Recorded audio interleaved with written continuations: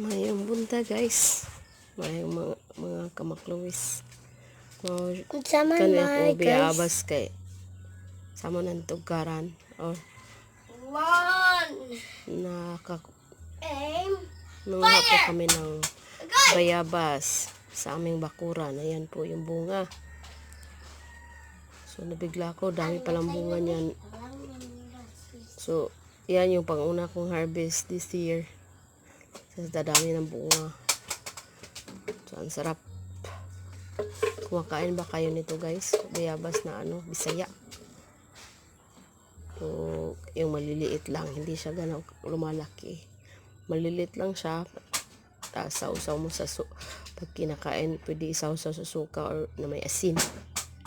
O isawsaw lang sa asin na may sili. Sarap yan guys.